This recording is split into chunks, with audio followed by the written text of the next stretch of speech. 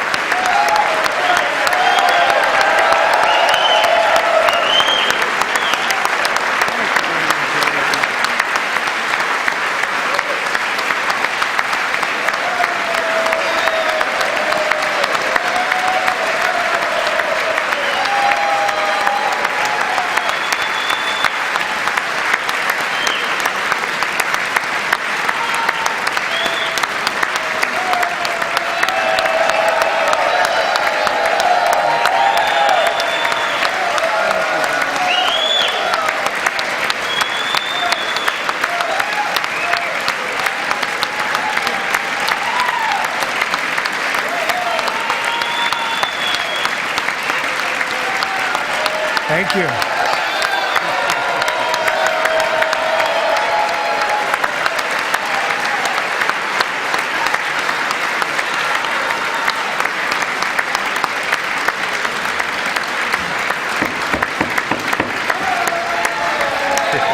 Thank you very much. Thank you very much. It's a great honor. Thank you very much. Speaker Johnson, Vice President Vance, the First Lady of the United States,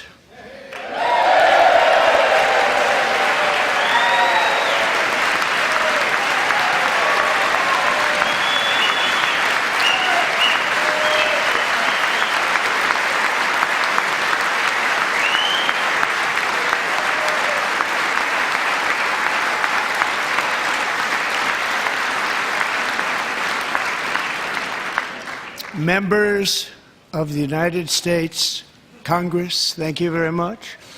And to my fellow citizens, America is back.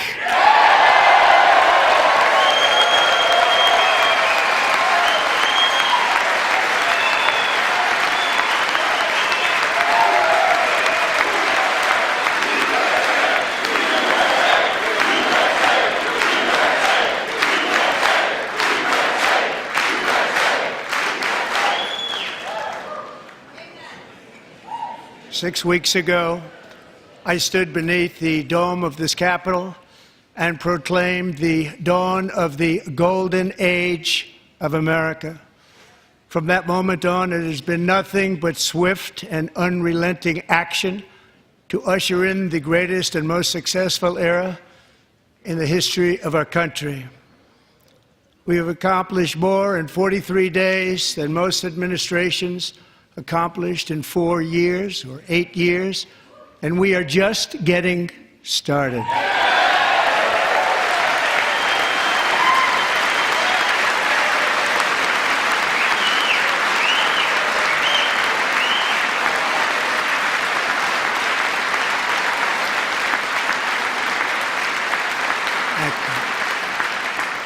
I return to this chamber tonight to report that America's momentum is back, our spirit is back, our pride is back, our confidence is back, and the American dream is surging bigger and better than ever before.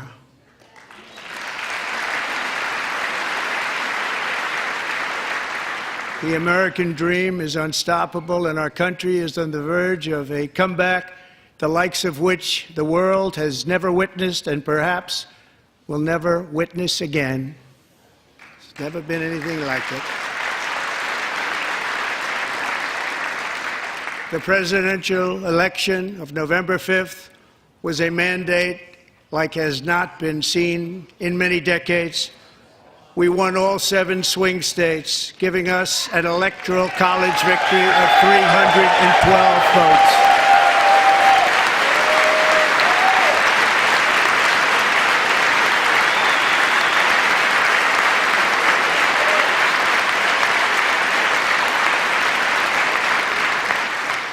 We won the popular vote by big numbers and won counties in our country.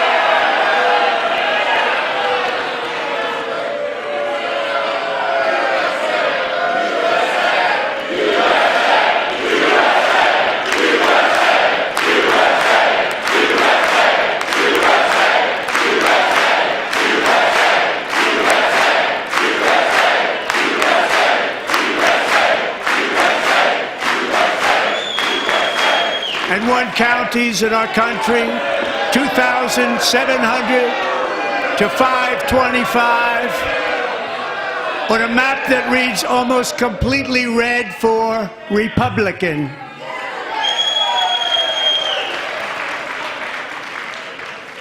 Now, for the first time in modern history, more Americans believe that our country is headed in the right direction than the wrong direction. In fact, it's an astonishing record, 27-point swing, the most ever.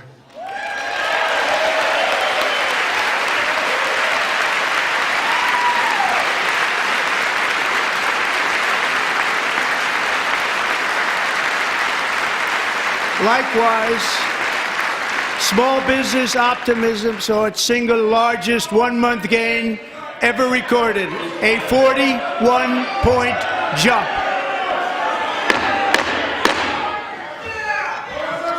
Members are directed to uphold and maintain decorum in the House and to cease any further disruptions. That's your warning.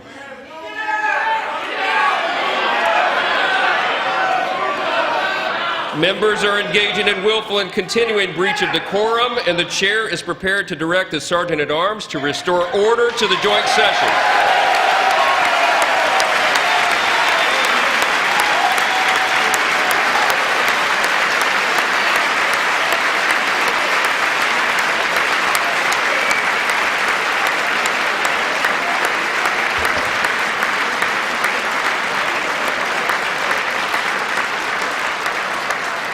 Mr. Green, take your seat. Take your seat, sir.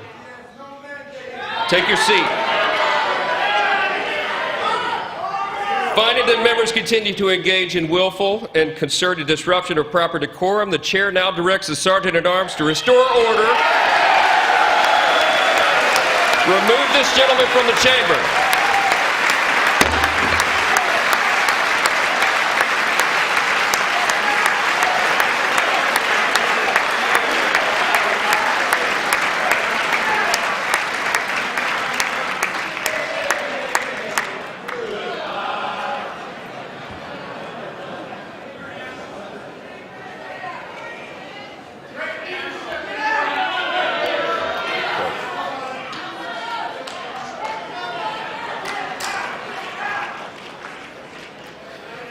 Members are directed to uphold and maintain decorum in the House.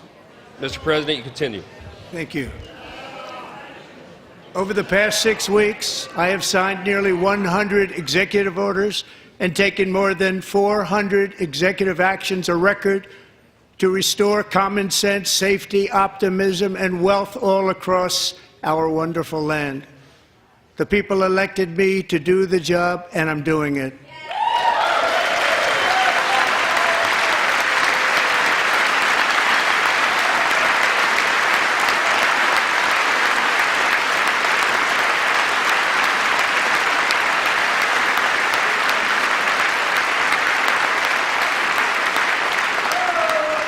In fact, it has been stated by many that the first month of our presidency, it's our presidency, is the most successful in the history of our nation. By many.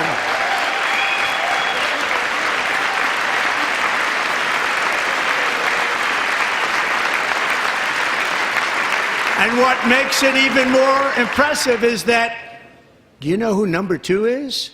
George Washington. How about that? How about that? I don't know about that list, but we'll take it. Within hours of taking the oath of office, I declared a national emergency on our southern border, and I deployed the U.S. military and Border Patrol to repel the invasion of our country. And what a job they've done. As a result, illegal border crossings last month were by far the lowest ever recorded, ever.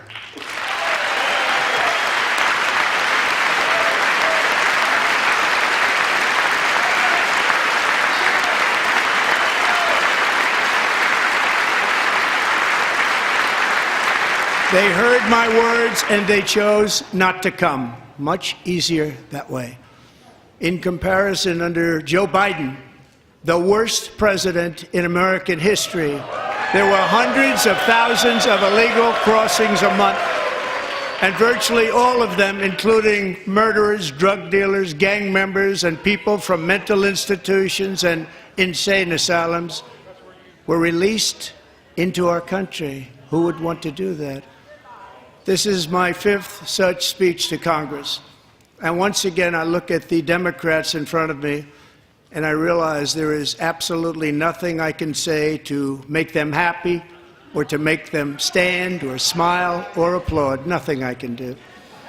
I could find a cure to the most devastating disease, a disease that would wipe out entire nations, or announce the answers to the greatest economy in history or the stoppage of crime to the lowest levels ever recorded.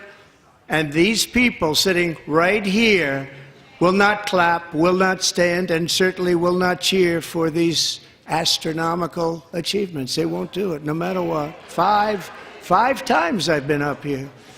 It's very sad, and it just shouldn't be this way.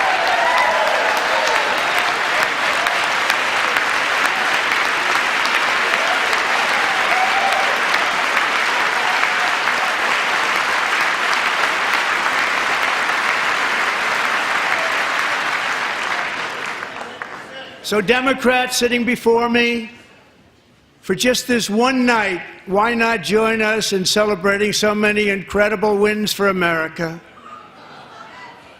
For the good of our nation, let's work together and let's truly make America great again.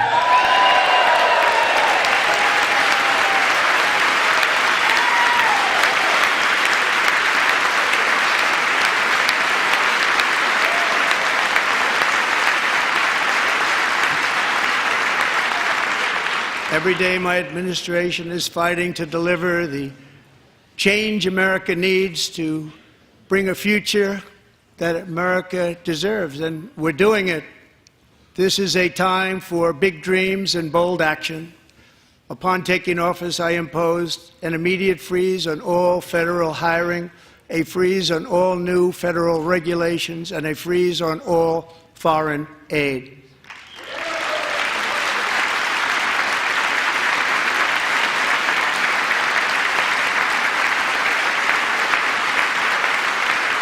I terminated the ridiculous Green New Scam.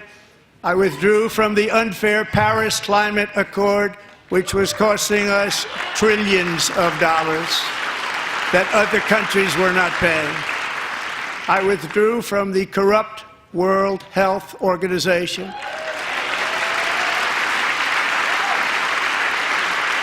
And I also withdrew from the anti-American UN Human Rights Council.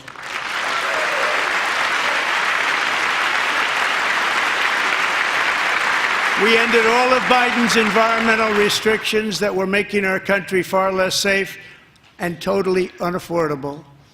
And importantly, we ended the last administration's insane electric vehicle mandate, saving our auto workers and companies from economic destruction.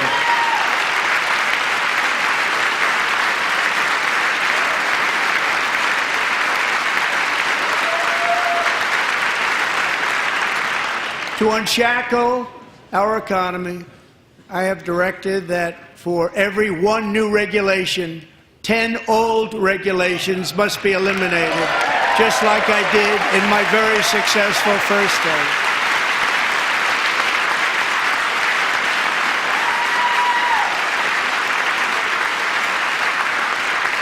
And in that first term, we set records on ending unnecessary rules and regulations like no other president had done before. We ordered all federal workers to return to the office. They will either show up for work in person or be removed from their job.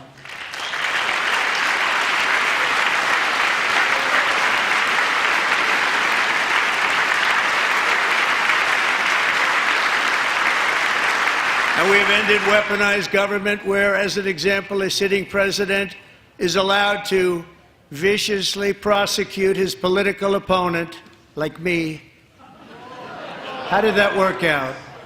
Not too good. Not too good.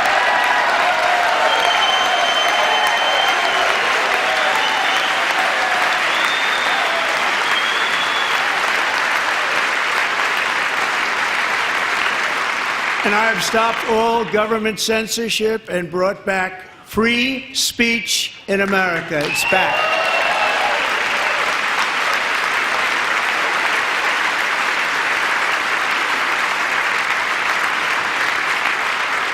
And 2 days ago, I signed an order making English the official language of the United States of America.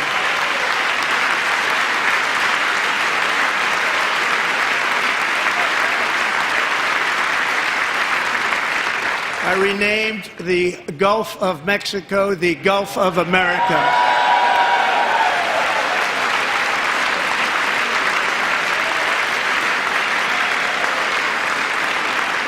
And likewise, I renamed, for a great president, William McKinley, Mount McKinley again.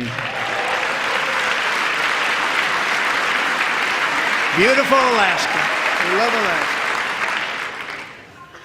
We've ended the tyranny of so-called diversity, equity, and inclusion policies all across the entire federal government and indeed the private sector and our military. And our country will be woke no longer.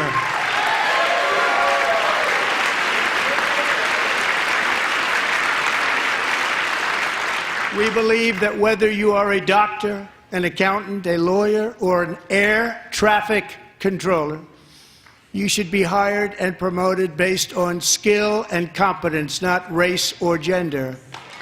Very important.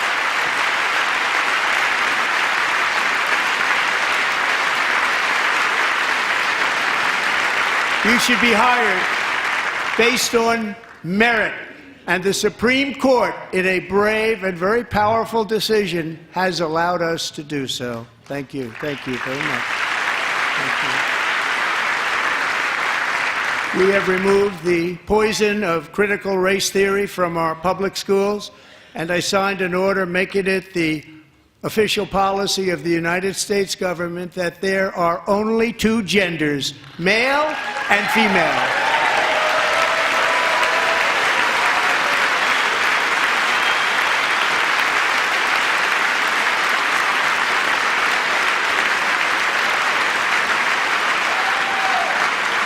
I also signed an executive order to ban men from playing in women's sports.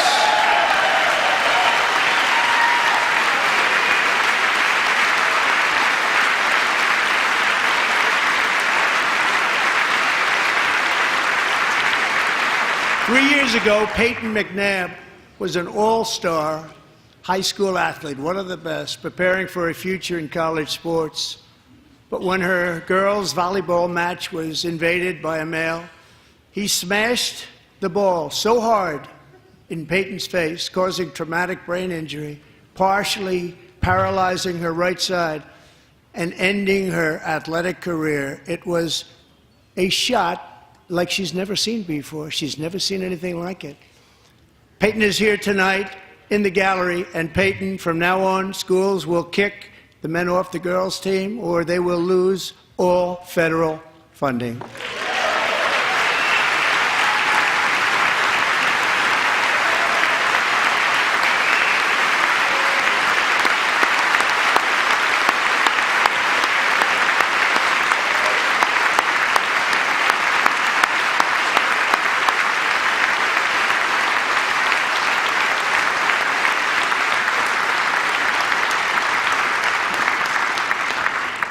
And if you really want to see numbers, just take a look at what happened in the women's boxing, weightlifting, track and field, swimming, or cycling, where a male recently finished a long-distance race 5 hours and 14 minutes ahead of a woman for a new record by 5 hours.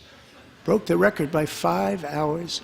It's demeaning for women, and it's very bad for our country. We're not going to put up with it any longer.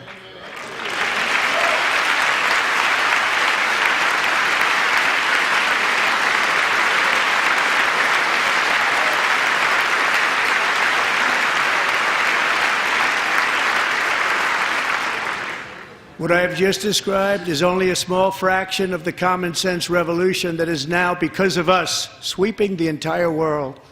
Common sense has become a common theme, and we will never go back. Never.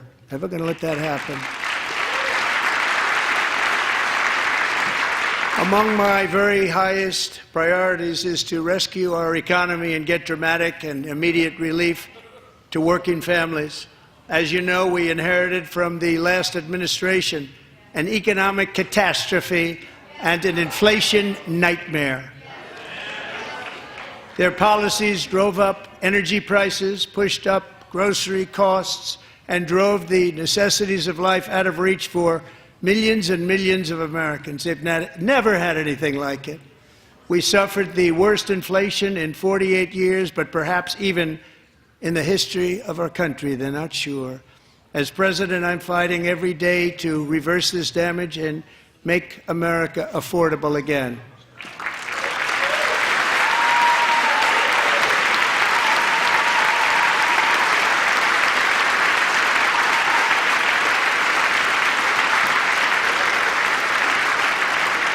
Joe Biden especially let the price of eggs get out of control. The egg price is out of control, and we're working hard to get it back down. Secretary, do a good job on that. You inherited a total mess from the previous administration. Do a good job.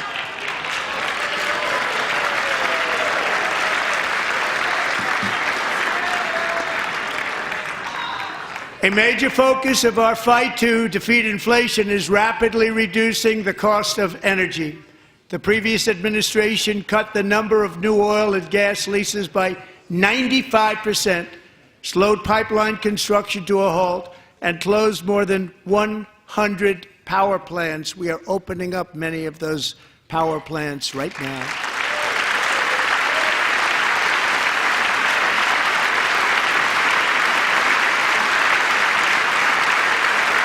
And frankly, we have never seen anything like it. That's why on my first day in office, I declared a national energy emergency. As you've heard me say many times, we have more liquid gold under our feet than any nation on earth, and by far. And now I fully authorize the most talented team ever assembled to go and get it. It's called Drill, Baby, Drill.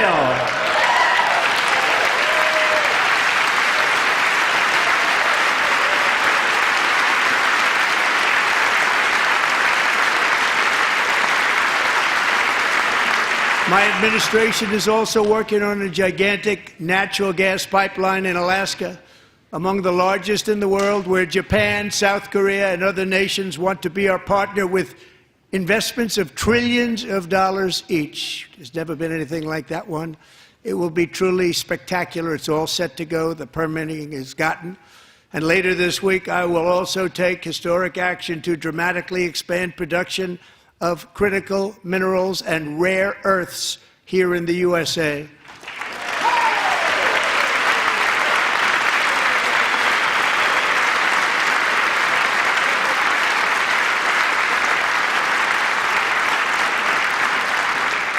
To further combat inflation, we will not only be reducing the cost of energy, but will be ending the flagrant waste of taxpayer dollars.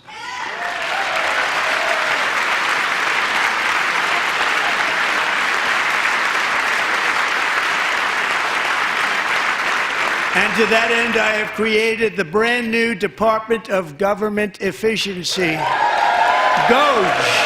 Perhaps you've heard of it. Perhaps.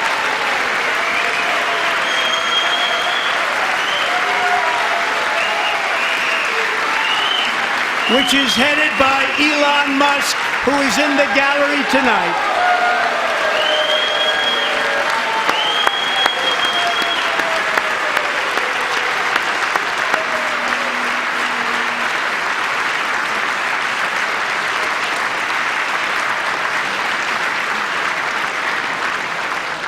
Thank you, Elon. He's working very hard. He didn't need this. He didn't need this. Thank you very much. We appreciate it. Everybody here, even this side, appreciates it, I believe. They just don't want to admit that. Just listen to some of the appalling waste we have already identified. $22 billion from HHS to provide free housing and cars for illegal aliens. $45 million for diversity, equity, and inclusion scholarships in Burma. $40 million to improve the social and economic inclusion of sedentary migrants. Nobody knows what that is. $8 million to promote LGBTQI+ in the African nation of Lesotho, which nobody has ever heard of. $60 million for indigenous peoples and Afro-Colombian empowerment in Central America. $60 million. $8 million for making mice transgender. This is real. $32 million for a left-wing propaganda operation in Moldova. $10 million for male circumcision in Mozambique. $20 million for the Arab Sesame Street in the Middle East. It's a program. $20 million for a program. $1.9 billion to recently created Decarbonization of Homes Committee, headed up, and we know she's involved. Just at the last moment, the money was passed over by a woman named Stacey Abrams. Have you ever heard of her? A $3.5 million consulting contract for lavish fish monitoring. $1.5 million for voter confidence in Liberia. $14 million for social cohesion in Mali. $59 million for illegal alien hotel rooms in New York City. He's a real estate developer. He's done very well. $250,000 to increase vegan local climate action innovation in Zambia. $42 million for social and behavior change in Uganda. $14 million for improving public procurement in Serbia. $47 million for improving learning outcomes in Asia. Asia's doing very well with learning. I don't know what we're doing. We should use it ourselves. And $101 million for DEI contracts at the Department of Education. The most ever paid, nothing even like it. Under the Trump administration, all of these scams, and they're far worse, but I didn't think it was appropriate to talk about them. They're so bad. Many more have been found out and exposed and swiftly terminated by a group of very intelligent, mostly young people, headed up by Elon, and we appreciate it. We found hundreds of billions of dollars of fraud.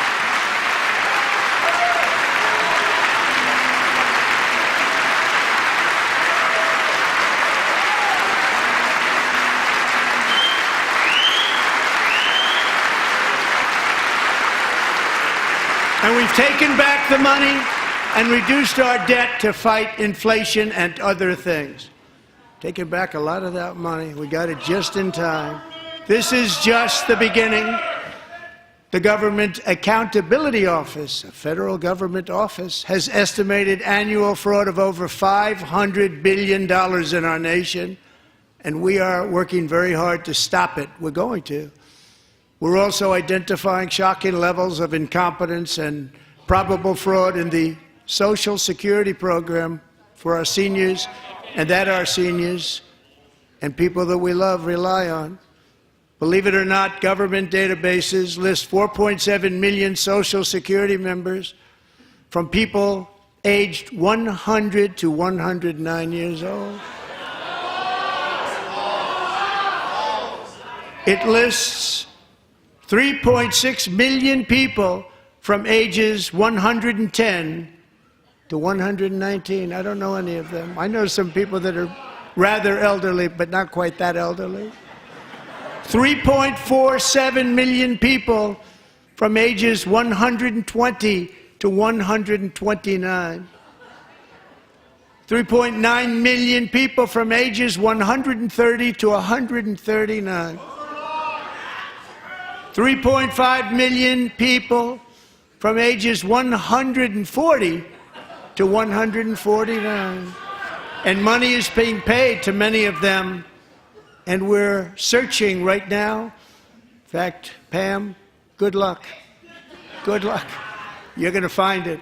But a lot of money is paid out to people because it just keeps getting paid and nobody does, and it really hurts Social Security and hurts our country. 1.3 million people from ages 150 to 159, and over 130,000 people, according to the Social Security databases, are age over 160 years old. We have a healthier country than I thought, Bobby.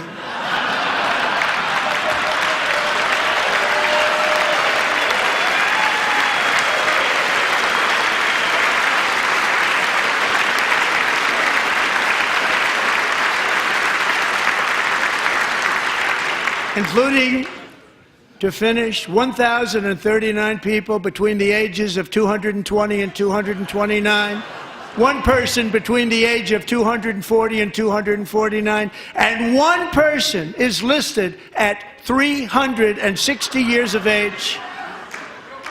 More than 100 years older than our country.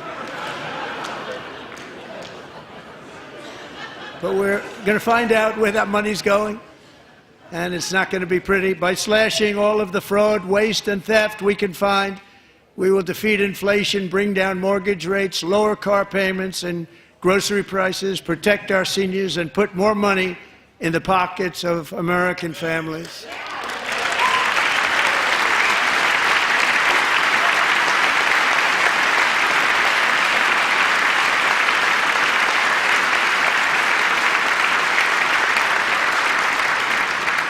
And today, interest rates took a beautiful drop, big, beautiful drop. It's about time. And in the near future, I want to do what has not been done in 24 years, balance the federal budget. We're going to balance it.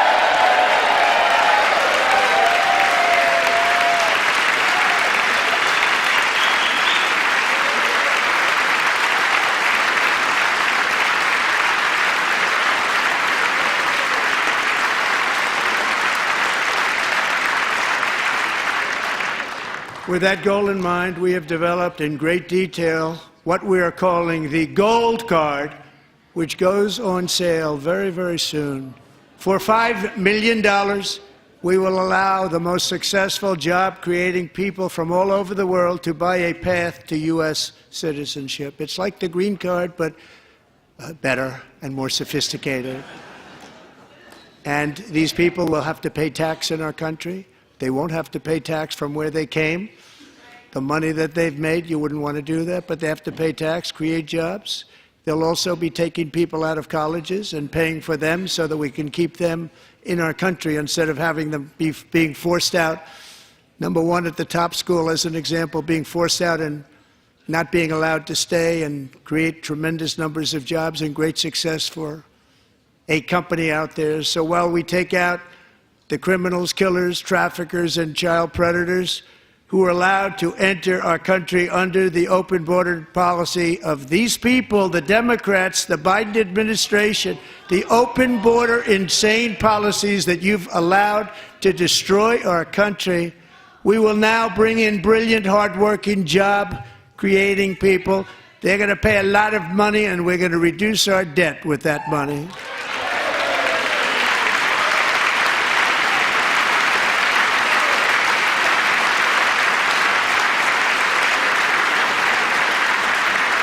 Americans have given us a mandate for bold and profound change. For nearly 100 years, the federal bureaucracy has grown until it has crushed our freedoms, ballooned our deficits, and held back America's potential in every possible way. The nation founded by pioneers and risk-takers now drowns under millions and millions of pages of regulations and debt. Approvals that should take 10 days to get instead take 10 years, 15 years, and even 20 years before you're rejected. Meanwhile, we have hundreds of thousands of federal workers who have not been showing up to work. My administration will reclaim power from this unaccountable bureaucracy, and we will restore true democracy to America again.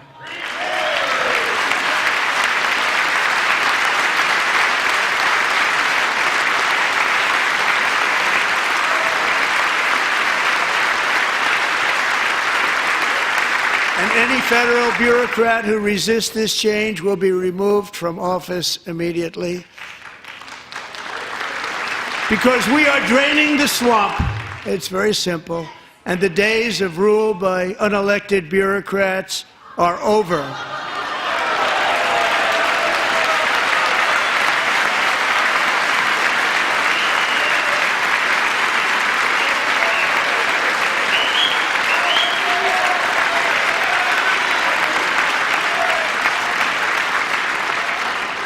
And the next phase of our plan to deliver the greatest economy in history is for this Congress to pass tax cuts for everybody. They're in there, they're waiting for you to vote.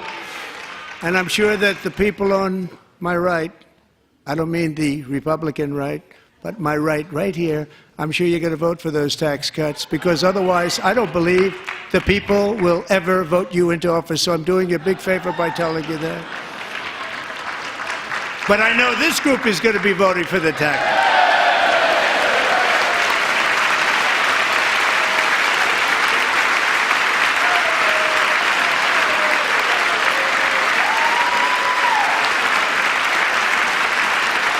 Thank you. It's a very, very big part of our plan. We had tremendous success in our first term with it. A very big part of our plan. We're seeking permanent income tax cuts all across the board.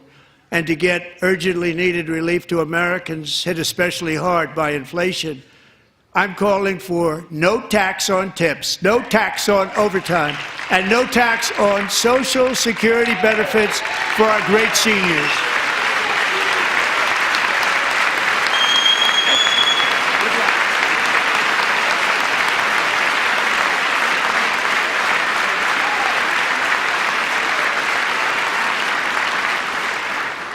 And I also want to make interest payments on car loans tax deductible, but only if the car is made in America.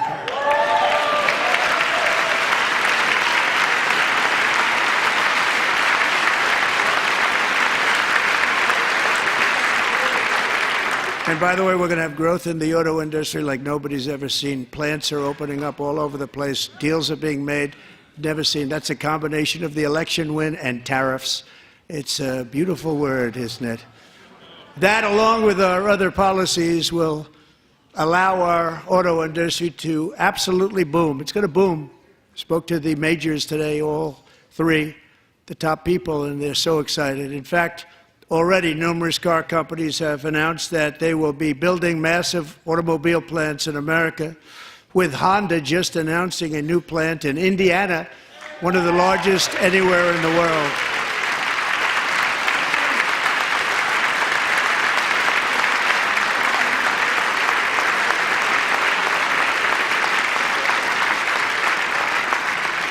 And this has taken place since our great victory on November 5th, a date which will hopefully go down as one of the most important in the history of our country.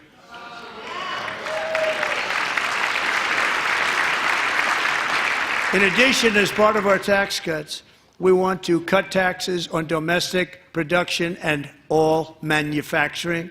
And just as we did before, we will provide 100% expensing. It will be retroactive to January 20th, 2025. And it was one of the main reasons why our tax cuts were so successful in our first term, giving us the most successful economy in the history of our country. First term.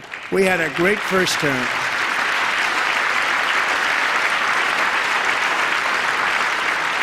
If you don't make your product in America, however, under the Trump administration, you will pay a tariff, and in some cases, a rather large one.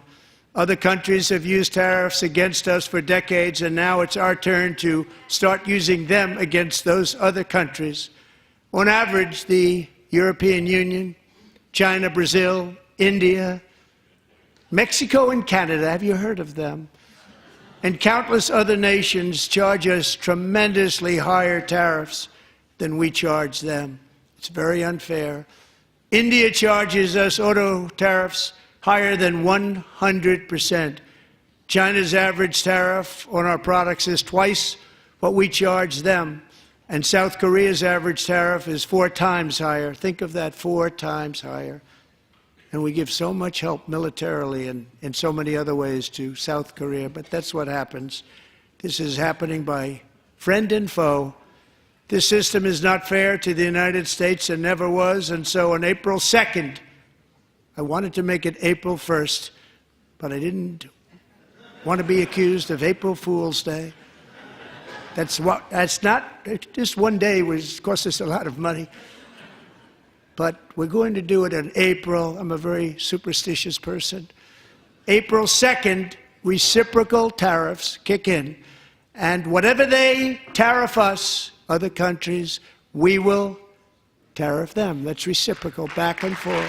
Whatever they tax us, we will tax them. If they do non-monetary tariffs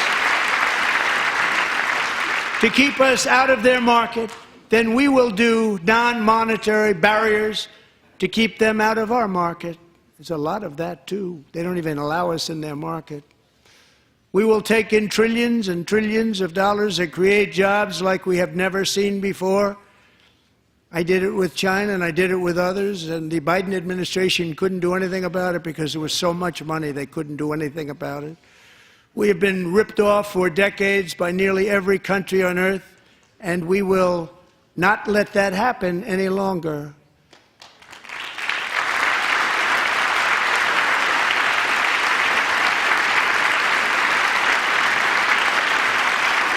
Much has been said over the last 3 months about Mexico and Canada, but we have very large deficits with both of them. But even more importantly, they've allowed fentanyl to come into our country at levels never seen before, killing hundreds of thousands of our citizens and many very young, beautiful people, destroying families.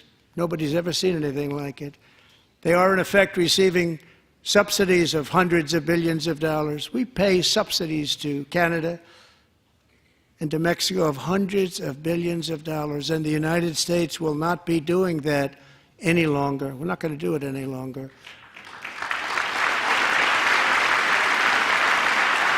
Thanks to our America First policies we're putting into place, we have had $1.7 trillion of new investment in America in just the past few weeks. The combination of the election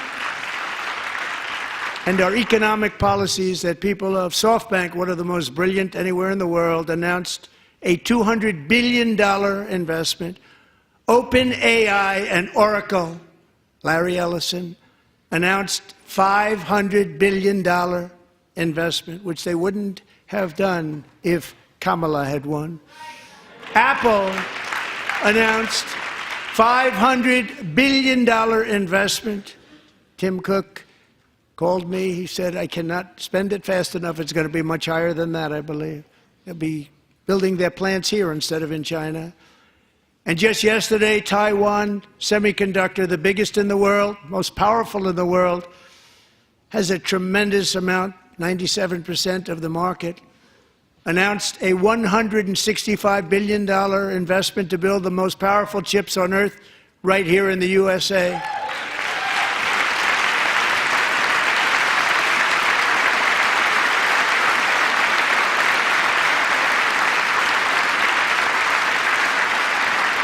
And we're not giving them any money. Your CHIPS Act is a horrible, horrible thing. We give hundreds of billions of dollars, and it doesn't mean a thing. They take our money and they don't spend it. All that meant to them, we're giving them no money. All that was important to them was they didn't want to pay the tariffs, so they came and they're building, and many other companies are coming. We don't have to give them money. We just want to protect our businesses and our people. And they will come because they won't have to pay tariffs if they build in America. So it's very amazing. You should get rid of the CHIP Act, and whatever's left over, Mr. Speaker, you should use it to reduce debt or any other reason you want to.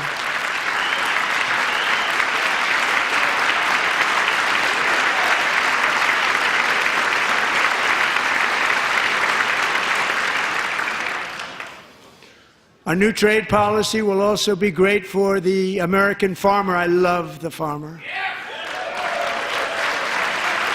Who will now be selling into our home market, the USA, because nobody is going to be able to compete with you.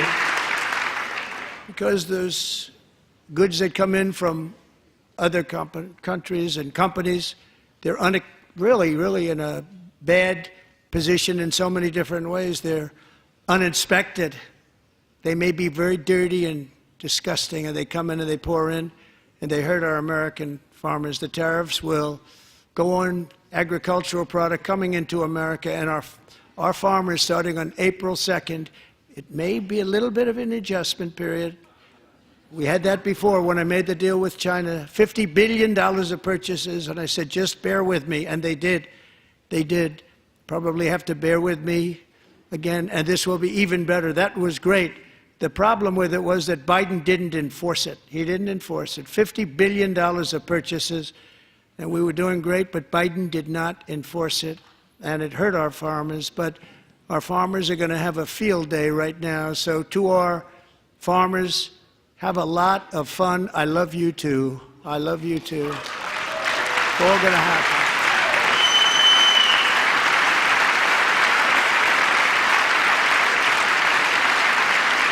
And I have also imposed a 25% tariff on foreign aluminum, copper, lumber, and steel, because if we don't have, as an example, steel and lots of other things, we don't have a military, and frankly, we just won't have a country very long.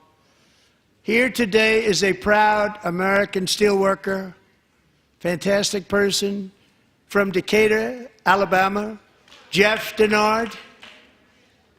Has been working at the same steel plant for 27 years in a job that has allowed him to serve as the captain of his local volunteer fire department, raise 7 children with his beautiful wife, Nicole, and over the years provide a loving home for more than 40 foster children.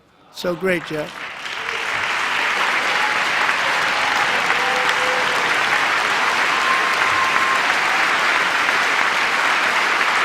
Thank you, Jeff. Thank you, Jeff.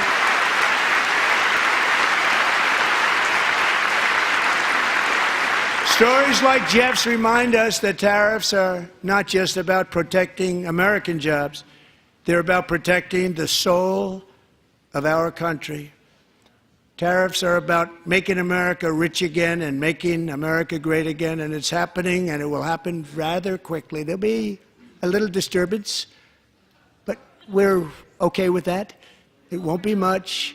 No, you're not. Oh. And look where Biden took us, very low, the lowest we've ever been. Jeff, I want to thank you very much, and I also want to recognize another person who has devoted herself to foster care community. She works so hard on it. A very loving person, our magnificent First Lady of the United States.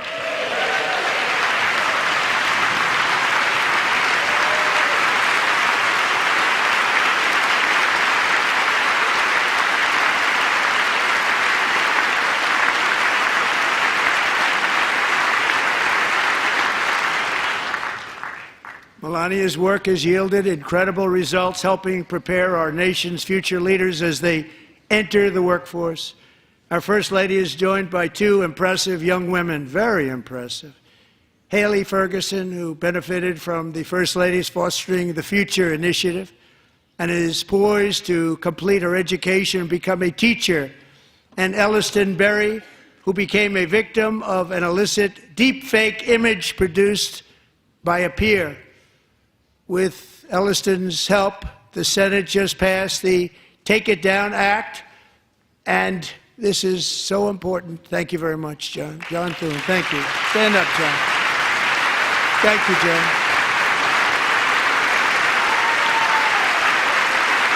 Thank you all very much.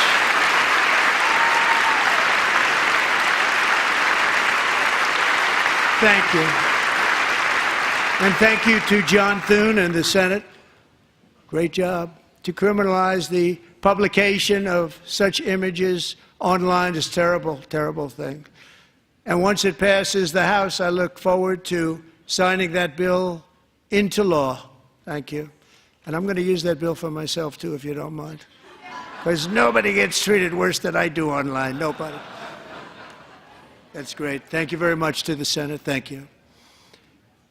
But if we truly care about protecting Americans' children, no step is more crucial than securing America's borders. Over the past 4 years, 21 million people poured into the United States. Many of them were murderers, human traffickers, gang members, and other criminals from the streets of dangerous cities all throughout the world. Because of Joe Biden's insane and very dangerous open border policies, they are now strongly embedded in our country, but we are getting them out and getting them out fast.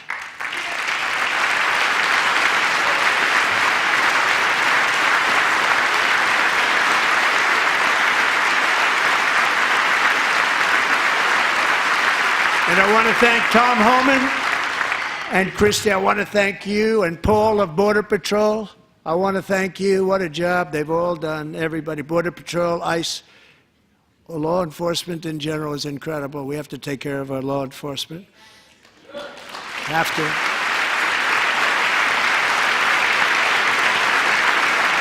Last year,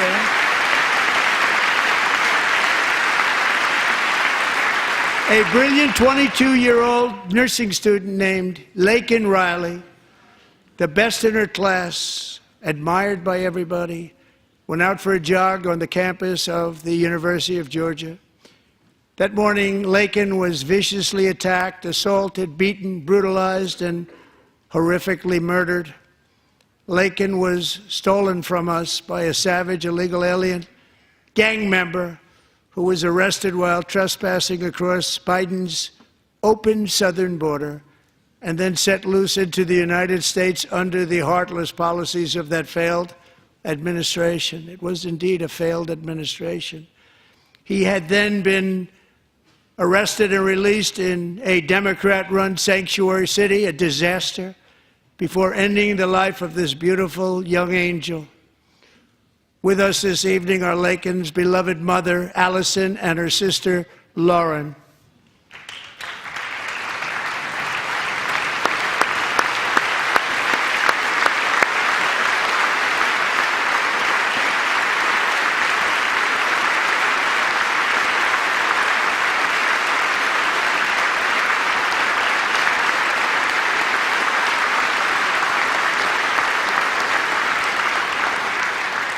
Last year, I told Laken's grieving parents that we would ensure their daughter would not have died in vain.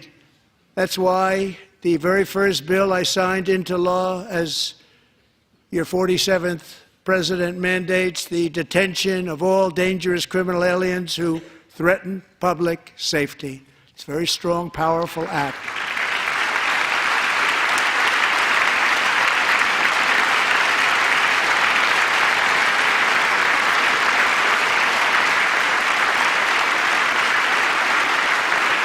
It's called the Laken-Riley Act. So Allison and Lauren, America will never, ever forget our beautiful Laken Hope Riley.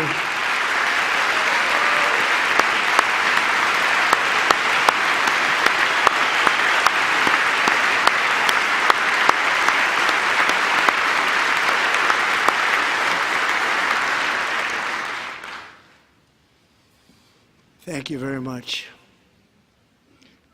Since taking office, my administration has launched the most sweeping border and immigration crackdown in American history, and we quickly achieved the lowest numbers of illegal border crossers ever recorded. Thank you.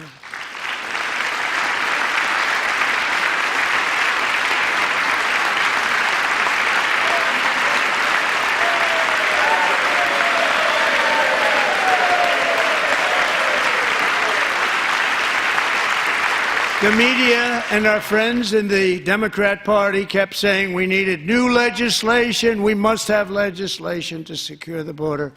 But it turned out that all we really needed was a new president.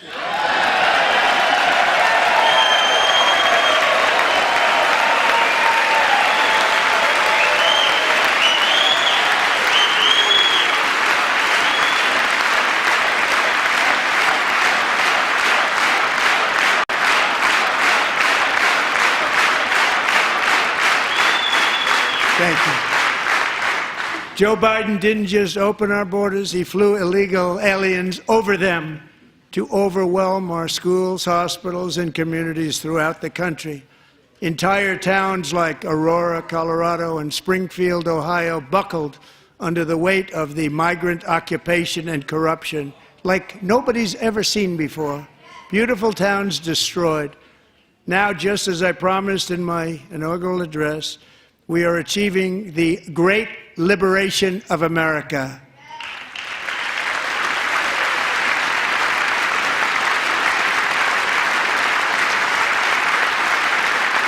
But there still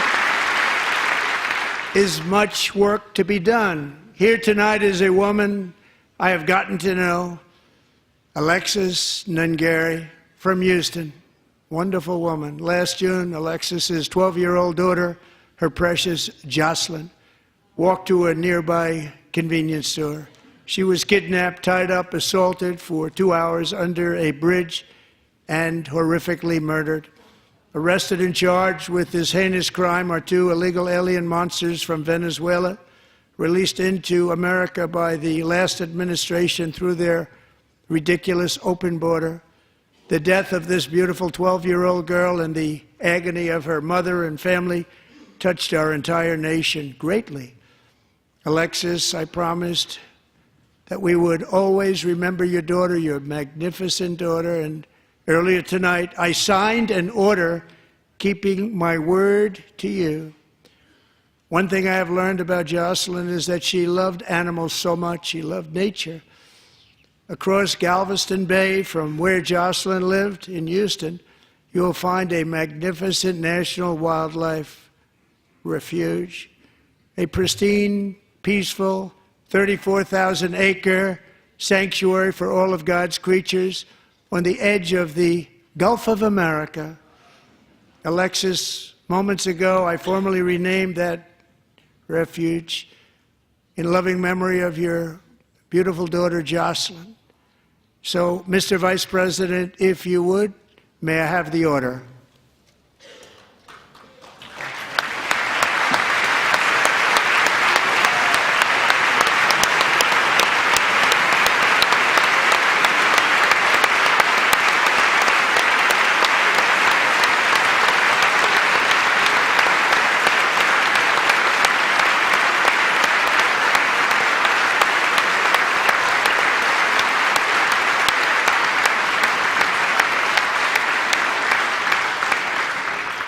Thank you very much. All 3 savages charged with Jocelyn and Lakin's murders were members of the Venezuelan prison gang, the toughest gang, they say, in the world, known as Tren de Aragua. 2 weeks ago, I officially designated this gang, along with MS-13 and the bloodthirsty Mexican drug cartels, as foreign terrorist organizations.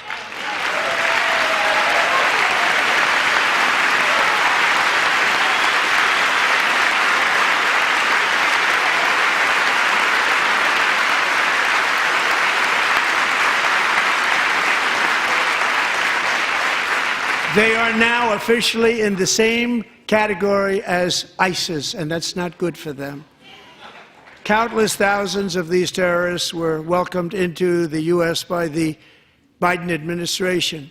But now every last one will be rounded up and forcibly removed from our country, or, if they're too dangerous, put in jails, standing trial in this country, because we don't want them to come back ever. With us this evening is a warrior on the front lines of that battle, Border Patrol Agent Roberto Ortiz. Great guy.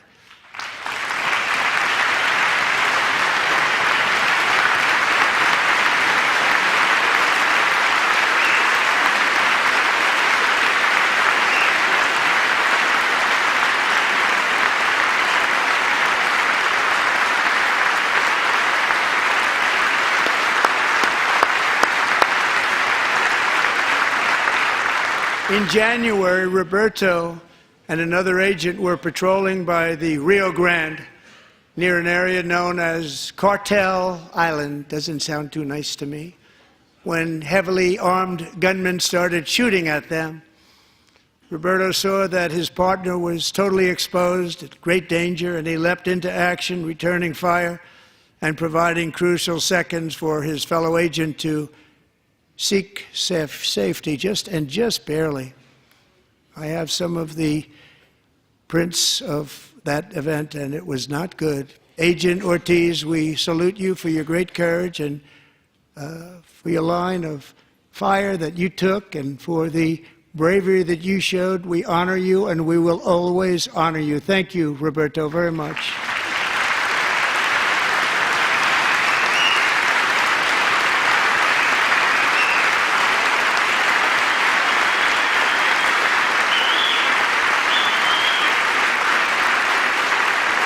Thank you, Roberto. And I actually got to know him on my many calls to the border. He's a great gentleman. The territory to the immediate south of our border is now dominated entirely by criminal cartels that murder, rape, torture, and exercise total control. They have total control over a whole nation, posing a grave threat to our national security. The cartels are waging war on America, and it's time for America to wage war on the cartels, which we are doing.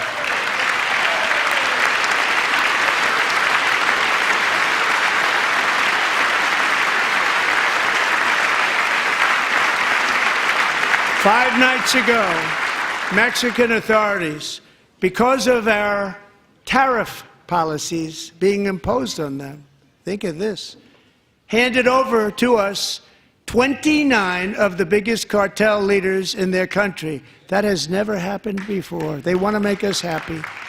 First time ever. But we need Mexico and Canada to do much more than they've done, and they have to stop the fentanyl and drugs pouring into the USA. They're going to stop it. I have sent Congress a detailed funding request laying out exactly how we will eliminate these threats to protect our homeland and complete the largest deportation operation in American history, larger even than current record holder, President Dwight D. Eisenhower, a moderate man, but someone who believed very strongly in borders. Americans expect Congress to send me this funding without delay so I can sign it into law. So, Mr. Speaker, John Thune, both of you, I hope you're going to be able to do that, Mr. Speaker. Thank you. Mr. Leader, thank you. Thank you very much. And let's get it to me. I'll sign it so fast, you won't even believe it.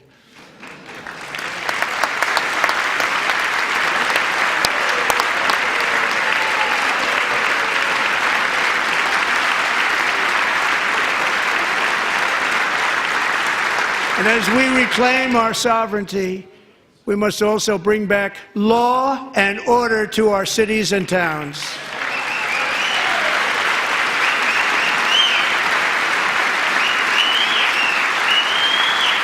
In recent years, our justice system has been turned upside down by radical left lunatics. Many jurisdictions virtually ceased enforcing the law against dangerous repeat offenders while weaponizing law enforcement against political opponents like me. My administration has acted swiftly and decisively to restore fair, equal, and impartial justice under the constitutional rule of law, starting at the FBI and the DOJ. Pam, good luck. Cash, wherever you may be, good luck. Good luck. Pam Bondi. Good luck. So important. Going to do a great job. Cash, thank you. Thank you, Cash.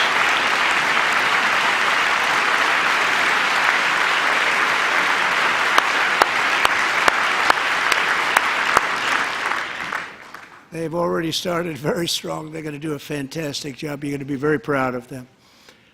We're also once again giving our police officers the support, protection, and respect they so dearly deserve. They have to get it. They have such a hard, dangerous job, but we're going to make it less dangerous. The problem is the bad guys don't respect the law, but they're starting to respect it, and they soon will respect it. This also includes our great fire departments throughout the country. Our firemen and women are unbelievable people, and we'll never forget them. And besides that, they voted for me in record numbers, so I have no choice.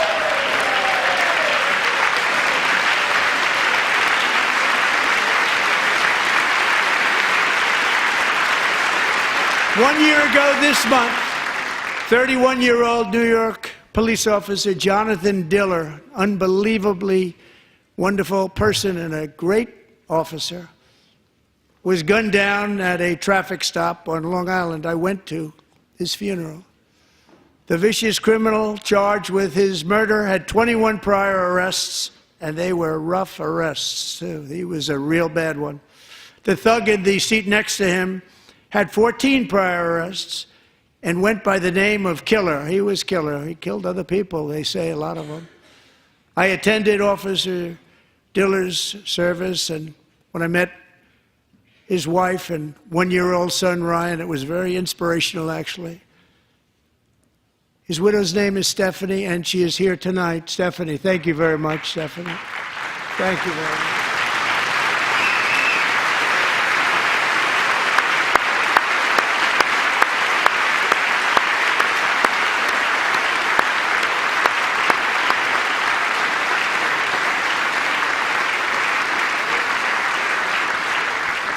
Stephanie, we're going to make sure that Ryan knows his dad was a true hero, New York's finest, and we're going to get these cold-blooded killers and repeat offenders off our streets, and we're going to do it fast.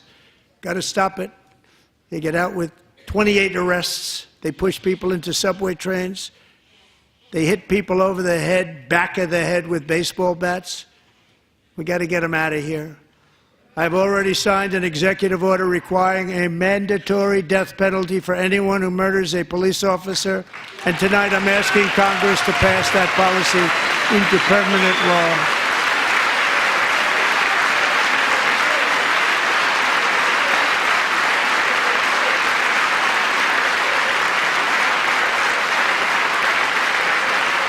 I'm also asking for a new crime bill getting tough on repeat offenders while enhancing protections for America's police officers so they can do their jobs without fear of their lives being totally destroyed. They don't want to be killed.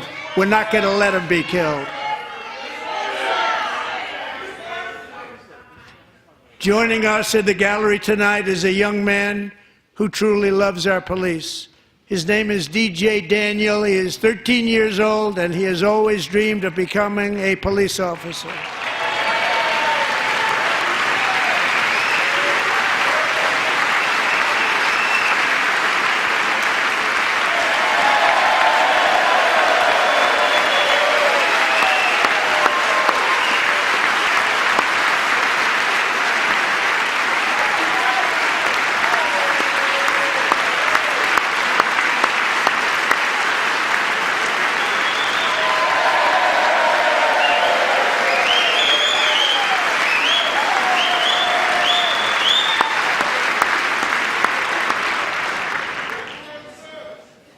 But in 2018, DJ was diagnosed with brain cancer.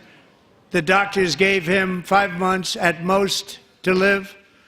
That was more than 6 years ago.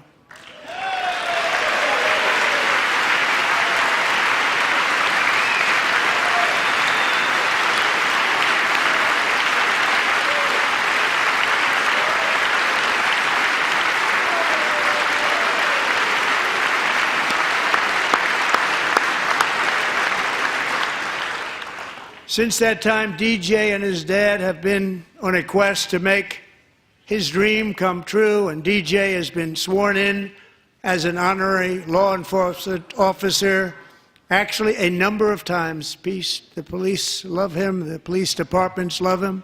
And tonight, DJ, we're going to do you the biggest honor of them all. I am asking our new Secret Service Director, Sean Curran, to officially make you an agent of the United States Secret Service.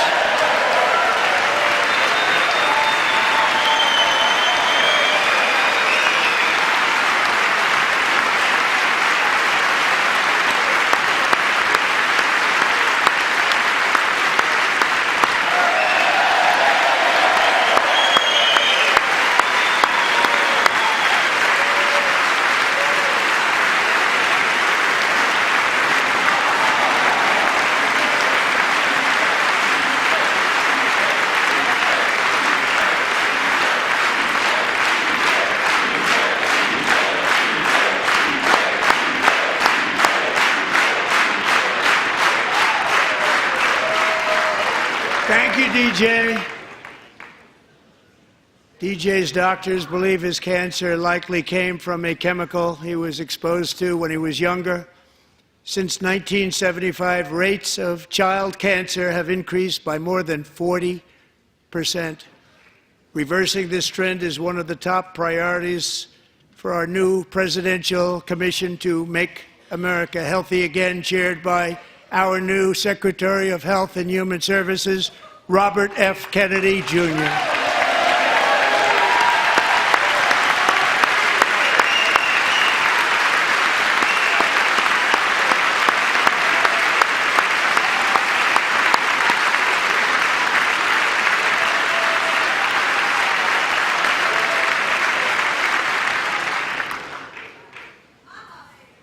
With the name Kennedy, you would have thought everybody over here would have been cheering.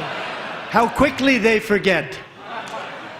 Our goal is to get toxins out of our environment, poisons out of our food supply, and keep our children healthy and strong.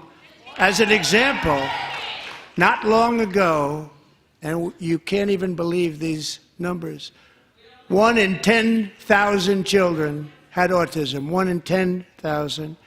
And now it's 1 in 36. There's something wrong, 1 in 36, think of that.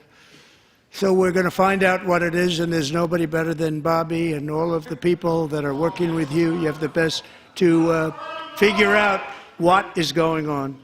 Okay, Bobby, good luck. It's a very important job. Thank you.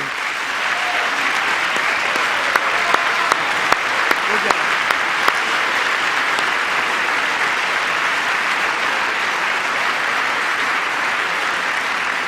Thank you. My administration is also working to protect our children from toxic ideologies in our schools.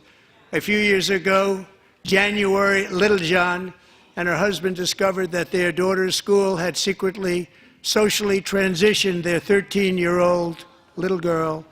Teachers and administrators conspired to deceive January and her husband while encouraging her daughter to use a new name and pronouns. They, them pronoun, actually, all without telling January, who is here tonight and is now a courageous advocate against this form of child abuse. January, thank you. Thank you. Thank you very much.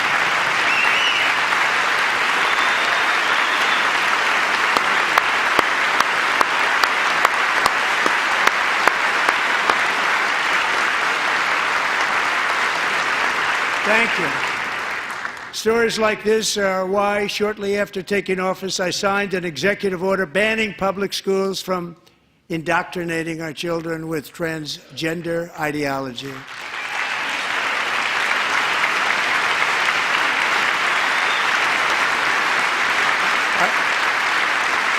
I also signed an order to cut off all taxpayer funding to any institution that engages in the sexual mutilation of our youth.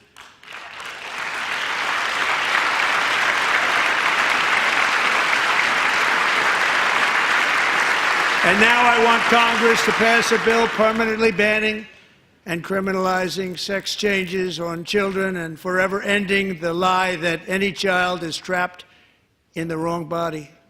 This is a big lie.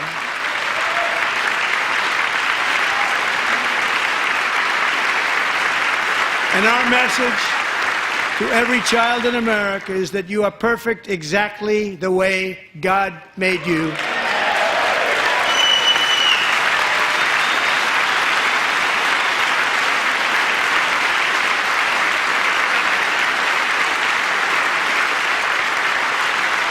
Because we're getting wokeness out of our schools and out of our military, and it's already out, and it's out of our society. We don't want it.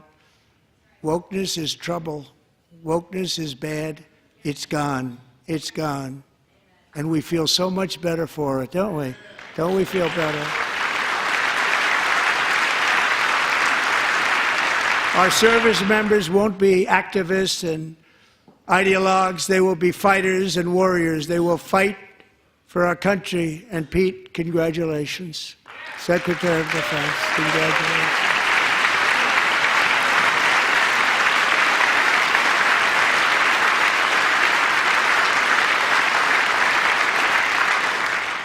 And he's not big into the woke movement, I can tell you. I know him well. I am pleased to report that in January, the U.S. Army had its single best recruiting month in 15 years, and that all armed services are having among the best recruiting results ever in the history of our services. What a difference.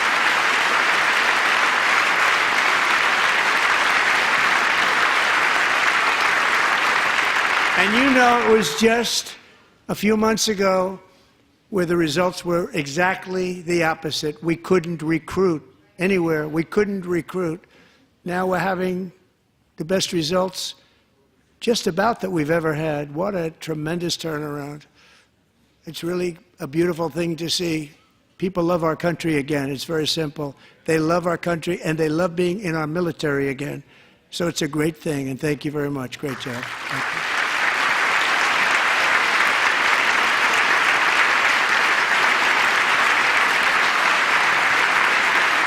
We're joined tonight by a young man, Jason Hartley, who knows the weight of that call of duty. Jason's father, grandfather, and great-grandfather all wore the uniform. Jason tragically lost his dad, who was also a Los Angeles County Sheriff's deputy when he was just a boy, and now he wants to carry on the family legacy of service. Jason is a senior in high school, a six-letter varsity athlete, a really good athlete, they say, a brilliant student with a 4.46, that's good, GPA. And his greatest dream is to attend the U.S. Military Academy at West Point.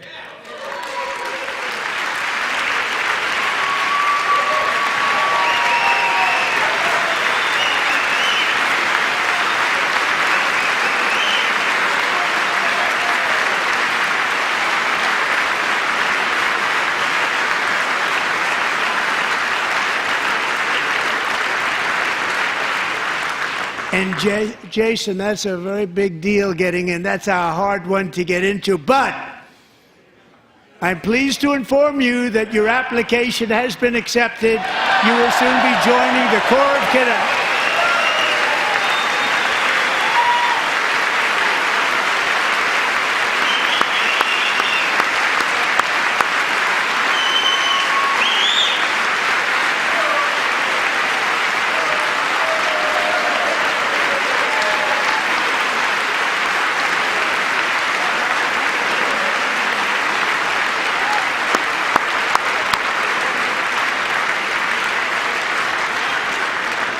Thank you. Jason, you're going to be on the long gray line, Jason. As Commander-in-Chief, my focus is on building the most powerful military of the future. As a first step, I'm asking Congress to fund a state-of-the-art Golden Dome missile defense shield to protect our homeland, all made in the USA.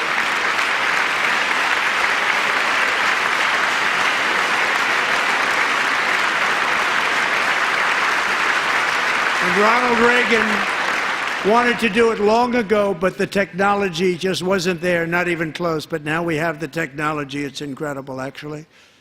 And other places, they have it. Israel has it. Other places have it. And the United States should have it too, right, Tim, right? They should have it too. So I want to thank you. But it's a very, very important. This is a very dangerous world. We should have it. We want to be protected, and we're going to protect our citizens like never before. To boost our defense industrial base, we are also going to resurrect the American shipbuilding industry, including commercial shipbuilding and military shipbuilding.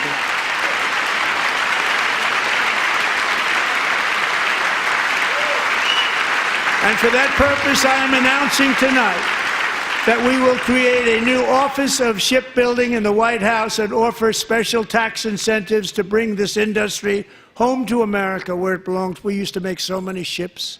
We don't make them anymore very much, but we're going to make them very fast, very soon. It will have a huge impact. To further enhance our national security, my administration will be reclaiming the Panama Canal, and we've already started doing it.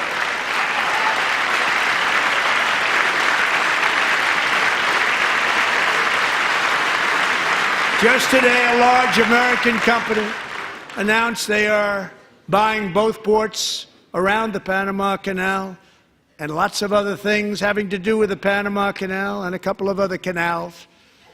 The Panama Canal was built by Americans for Americans, not for others, but others could use it. But it was built at tremendous cost of American blood and treasure. 38,000 workers died building the Panama Canal. They died of malaria, they died of snake bites and mosquitoes. Not a nice place to work. They paid them very highly to go there, knowing there was a 25% chance that they would die. The most expensive project also that was ever built in our country's history, if you bring it up to modern day costs. It was given away by the Carter administration for $1, but that agreement has been violated very severely. We didn't give it to China. We gave it to Panama, and we're taking it back.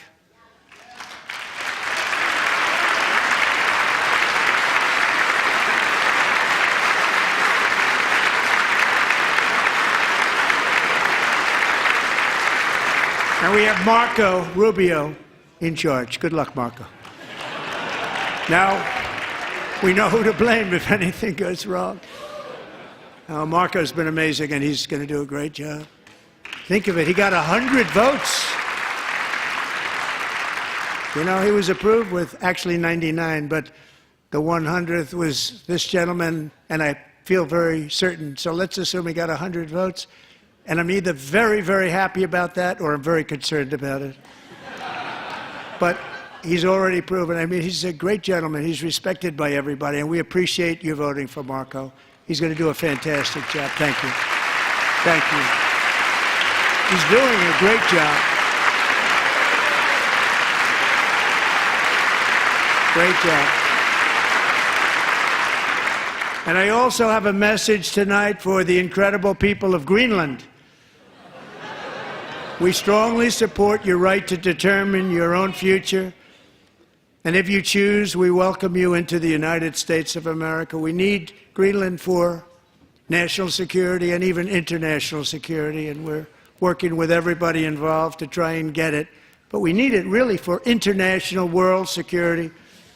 And I think we're going to get it. One way or the other, we're going to get it. We will keep you safe. We will make you rich, and together we will take Greenland to heights like you have never thought possible before.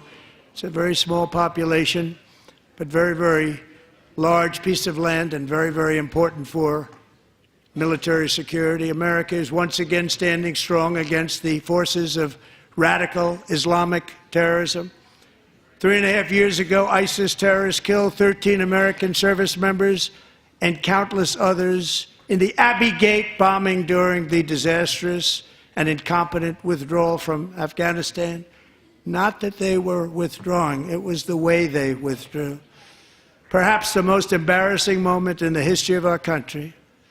Tonight I am pleased to announce that we have just apprehended the top terrorist responsible for that atrocity, and he is right now on his way here to face the swift sword of American justice.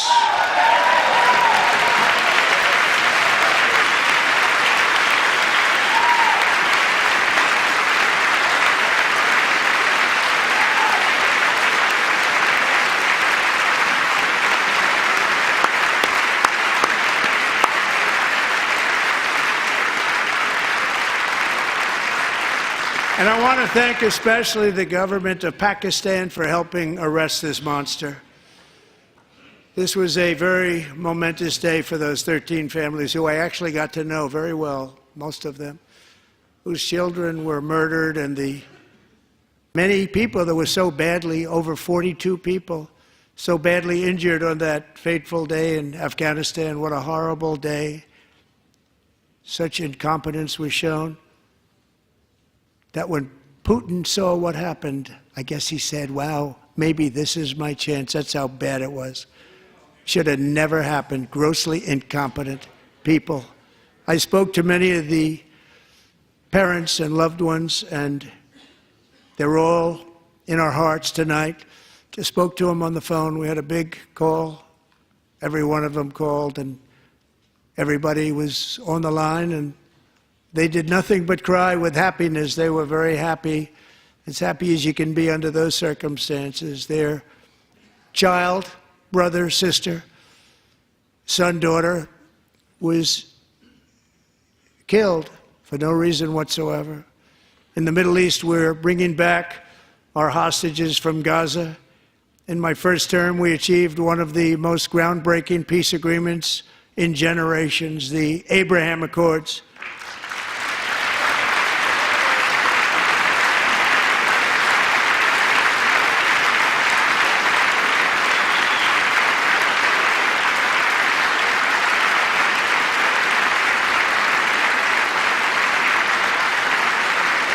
And now we're going to build on that foundation to create a more peaceful and prosperous future for the entire region. A lot of things are happening in the Middle East. People have been talking about that so much lately with everything going on with Ukraine and Russia. But a lot of things are happening in the Middle East. It's a rough neighborhood, actually. I'm also working tirelessly to end the savage conflict in Ukraine. Millions of Ukrainians and Russians have been needlessly killed or wounded in this horrific and brutal conflict with no end in sight. The United States has sent hundreds of billions of dollars to support Ukraine's defense with no security, with no anything.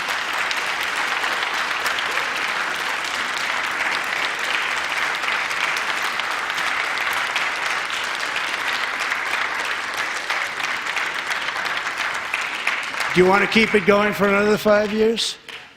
Yeah, you would say Pocahontas says yes.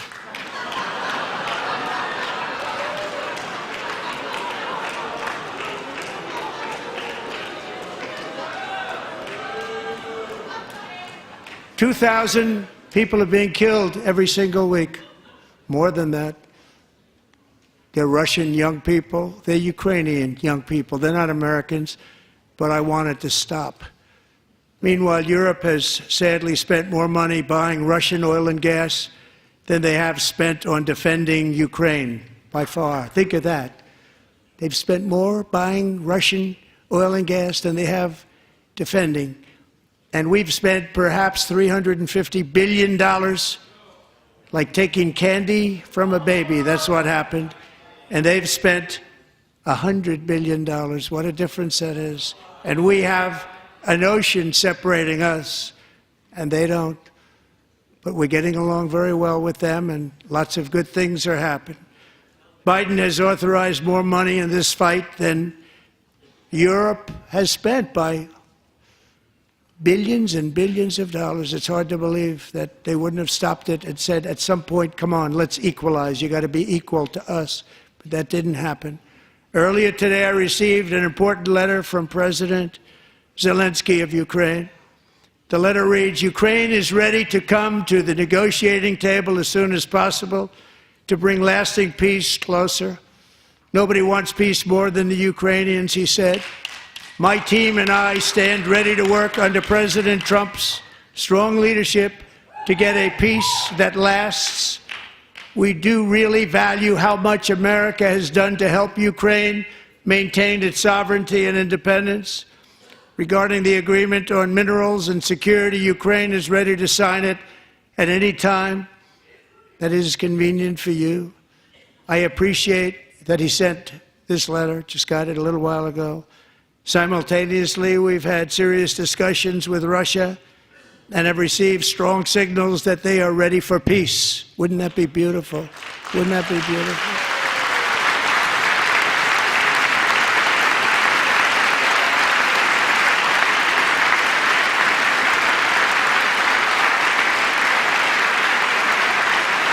Wouldn't that be beautiful?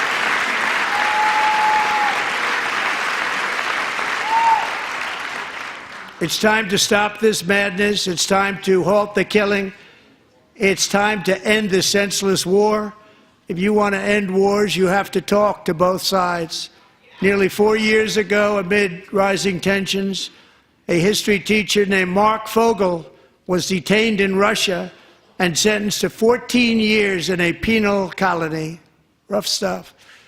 The previous administration barely lifted a finger to help him. They knew he was innocent, but they had no idea where to begin.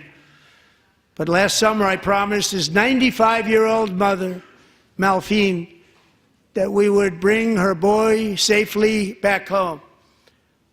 After 22 days in office, I did just that, and they are here tonight.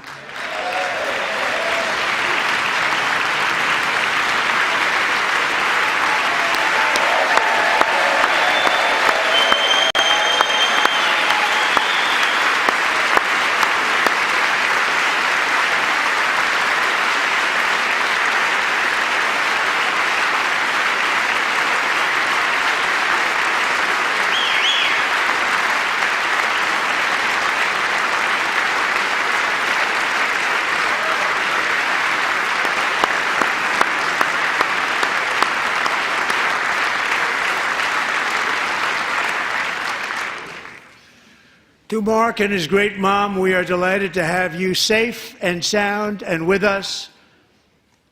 As fate would have it, Mark Fogel was born in a small rural town in Butler, Pennsylvania. Have you heard of it? Where his mother has lived for the past 78 years. I just happened to go there last July 13th for a rally. That was not pleasant. And that is where I met his beautiful mom right before I walked onto that stage. And I told her I would not forget what she said about her son. And I never did I? Never forgot. Less than 10 minutes later, at that same rally, gunfire rang out, and a sick and deranged assassin unloaded 8 bullets from his sniper's perch into a crowd of many thousands of people.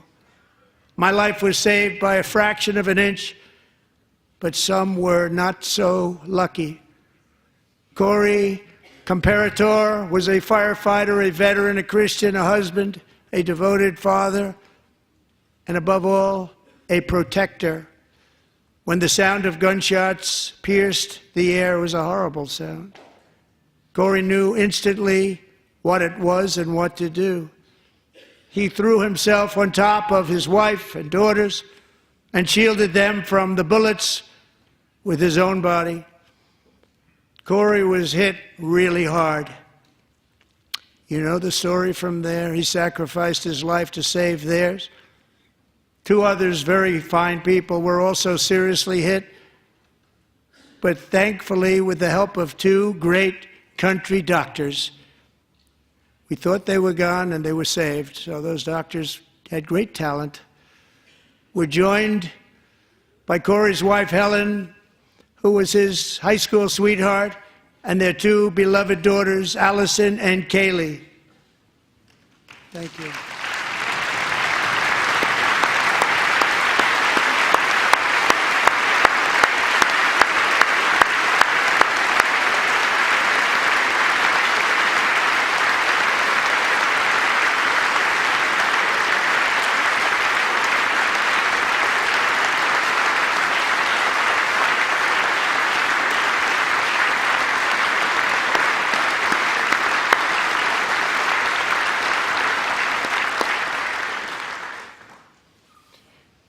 To Helen, Allison, and Kaylee, Corey is looking down on his 3 beautiful ladies right now, and he is cheering you on. He loves you. He is cheering you on. Corey was taken from us much too soon, but his destiny was to leave us all with a shining example of the selfless devotion of a true American patriot. It was love like Corey's that built our country, and it's love like Corey's that is going to make our country more majestic than ever before. I believe that my life was saved that day in Butler for a very good reason. I was saved by God to make America great again. I believe that. Thank you.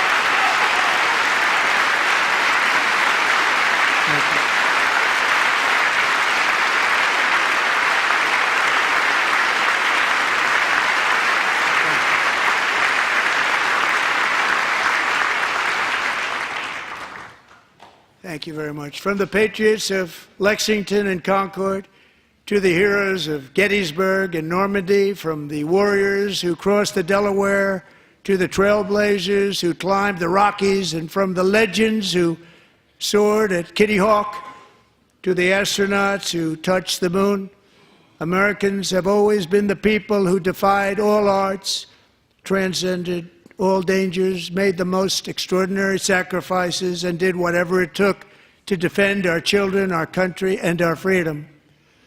And as we have seen in this chamber tonight, that same strength, faith, love, and spirit is still alive and thriving in the hearts of the American people.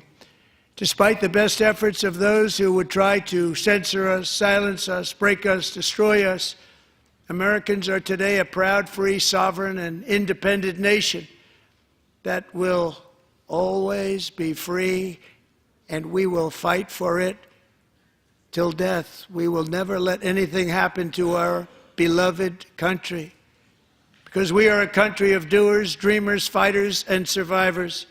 Our ancestors crossed a vast ocean, strode into the unknown wilderness, and carved their fortunes from the rock and soil of a perilous and very dangerous frontier. They chased our destiny across a boundless continent. They built the railroads, laid the highways, and graced the world with American marvels like the Empire State Building, the mighty Hoover Dam, and the towering Golden Gate Bridge. They lit the world with electricity, broke free of the force of gravity, fired up the engines of American industry, vanquished the communists, fascists, and Marxists all over the world, and gave us countless modern wonders sculptured out of iron, glass, and steel.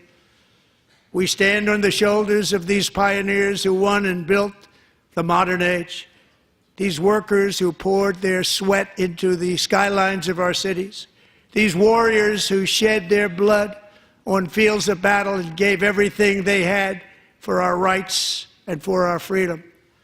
Now it is our time to take up the righteous cause of American liberty. And it is our turn to take America's destiny into our own hands and begin the most thrilling days in the history of our country. This will be our greatest era. With God's help, over the next 4 years, we are going to lead this nation even higher, and we are going to forge the freest, most advanced, most dynamic, and most dominant civilization ever to exist on the face of this earth. We are going to create the highest quality of life, build the safest and wealthiest and healthiest and most vital communities anywhere in the world. We are going to conquer the vast frontiers of science, and we are going to lead humanity into space and plant the American flag on the planet Mars and even far beyond.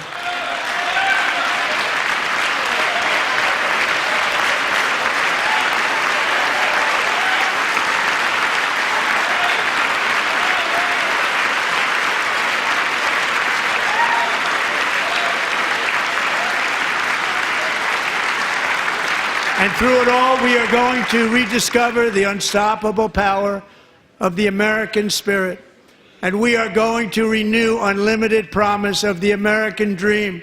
Every single day, we will stand up and we will fight, fight, fight for the country our citizens believe in and for the country our people deserve.